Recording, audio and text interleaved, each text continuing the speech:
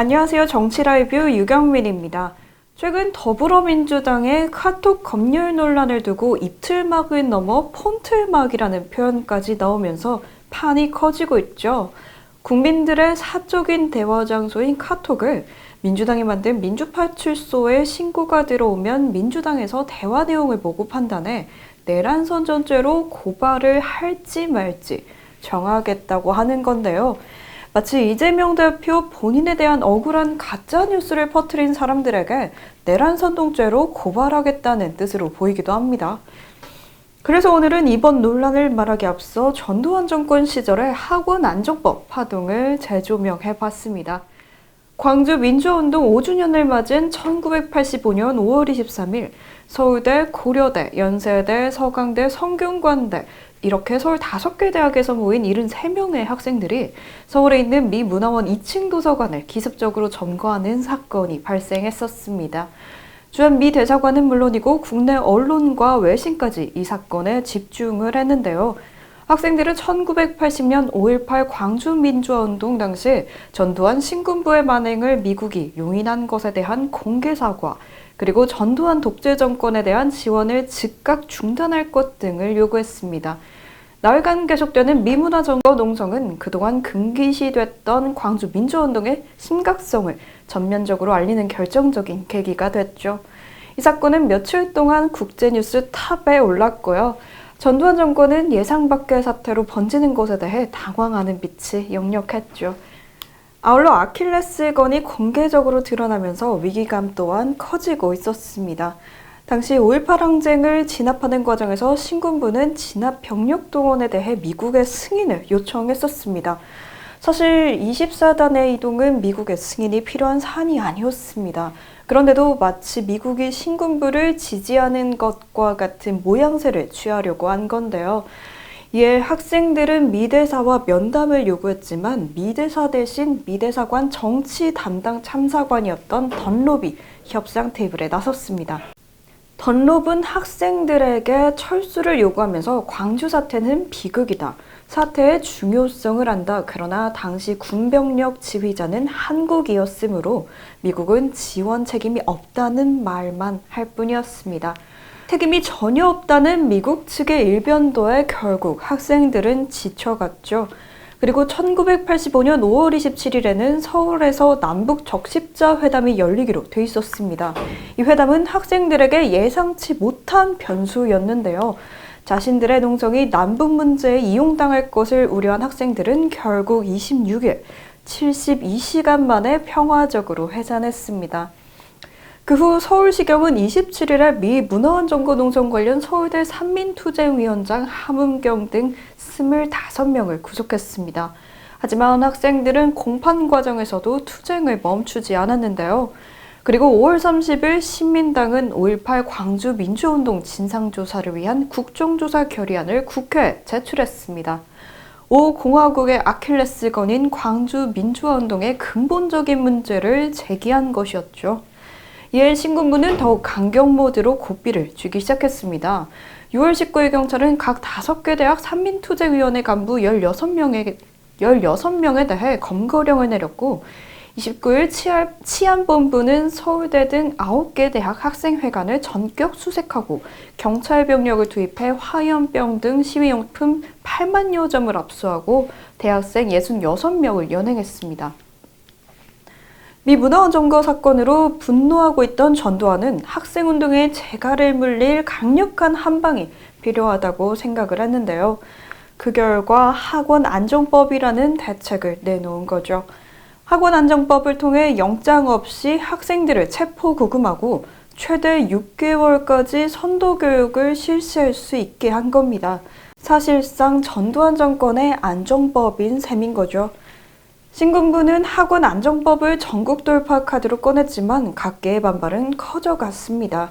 신민당은 전두환 정권의 학원안정법 입법 철회를 촉구했고 신민당이 모태가 됐던 민추협은 학원안정법 저지대책위원회를 구성했습니다. 또한 재야운동단체의 총집결체인 민통렬은 학원안정법은 긴급조치의 재판이 될 것이다 라는 유인물을 내면서 학원안정법 반대운동이 시작됐습니다. 8월 14일 여당이었던 민정당은 가락동 중앙정치연수원에서 의원총회를 열고 학원안정법을 조속히 제정할 것을 당론으로 확정했습니다. 하지만 서울시내 12개 대학의 학생들이 학원안정법 제정에 반대하는 시위를 벌였고 야당 측도 계속해서 맞서며 반발이 격해지자 다음 날인 8월 15일 전두환은 이민호 신민당 총재와 학원안정법을 논의하기 위해 영수회담을 추진했습니다. 그리고 그 다음 날인 16일에는 이만섭 한국국민당 총재와 회담을 가졌지만 의견 조율에 실패하고 말았죠.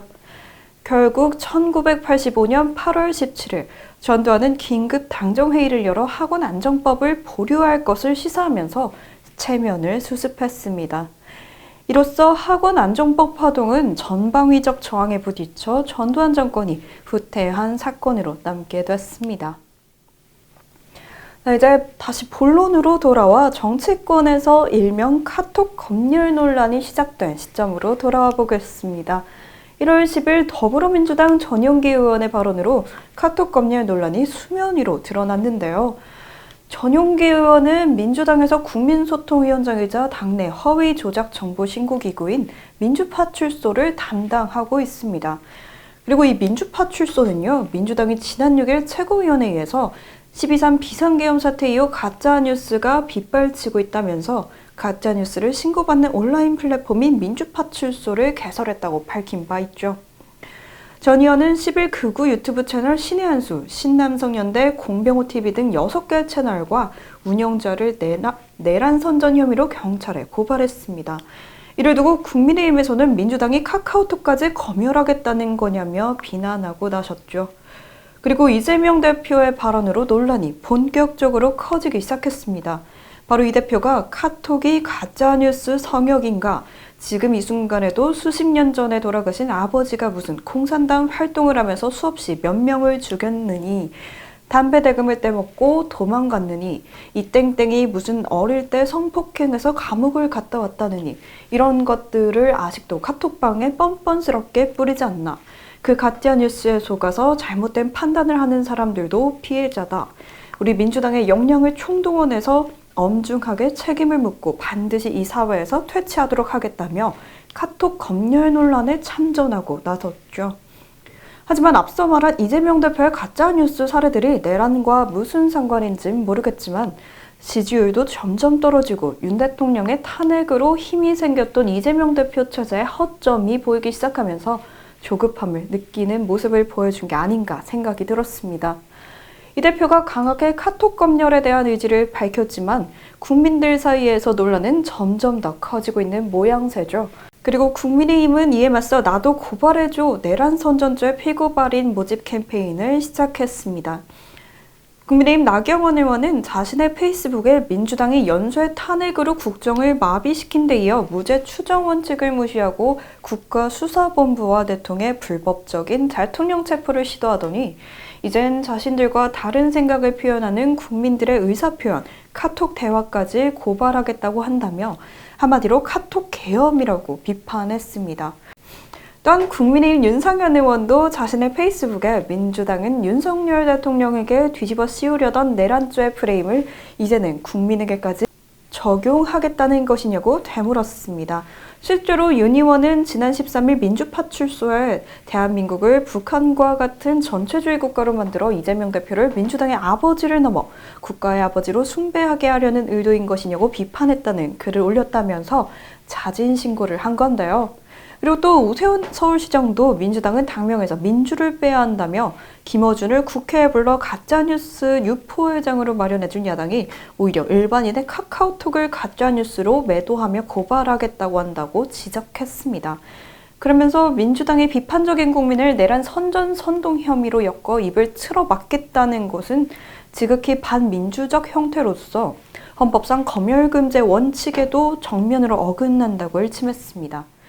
국민의힘은 14일 민주당 전용기 의원의 제명안을 국회에 제출하고 이재명 대표를 카카오톡 검열 책임자로 경찰에 고발했다고 밝히면서 공세 수위를 끌어올렸습니다. 전 의원은 제명안이 제출되자 기자회견을 열어 황당하게 그지없다. 의원직을 내려놓는 한이 있더라도 가짜뉴스가 유포되는 것을 용인할 수 없다며 국민의힘은 터무니없는 카톡 검열과 카톡 계엄령 같은 과대망상을 정치 선전의 도구로 삼고 있다고 반박했습니다. 그리고 지난 16일이죠. 국회 산업통상자원 중소벤처기업위원회 소속 고동진 의원이 카카오톡 검열금지법을 국회에 제출했습니다. 여야 카톡 고발 공방이 계속되는 가운데 서정욱 변호사는 시사오늘과의 통화에서 표현의 자유가 있는데 카톡 검열을 한다는 것은 말도 안 되는 악법이라며 오히려 전두환 시절에도 없던 악법이라고 호평했습니다. 그리고 같은 날 이동수 정치평론가도 카톡 검열법 자체가 이재명 대표의 공직선거법 판결을 앞둔 데다 지지율도 국민의힘이 점점 민주당을 따라잡는 상황에서 조금 오버를 한 거라고 생각한다며 굳이 그렇게까지 하지 않아도 국민들이 윤석열 대통령에 대해 비판적이고 가짜 뉴스들에 대한 충분히 경각심을 갖고 있는데 민주당이 조급함을 느껴 무리수를 둔 게 아닌가 싶다고 평가했습니다.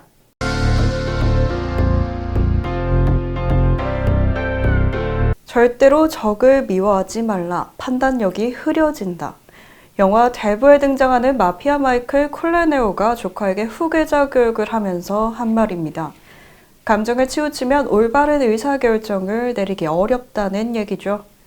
현재 이재명 대표는 국민의힘과 윤석열 대통령을 향한 징후, 그리고 대권 조급증으로 카톡 검열이라는 무리수를 둬 판단력이 흐려진 모습을 보이고 있습니다. 본인의 재판 타이머가 더 빨라질까 노심초사하면서 탄핵에 찬성하지 않는 사람들은 내란공조죄로 만들겠다고 밀어붙이는 형국인데요. 과연 민주당의 정치가 국민을 위한 것인지 아니면 오직 이재명 대표만을 위한 것인지 다시 한번 생각해 볼 필요가 있어 보입니다. 지금까지 정치라이브였습니다.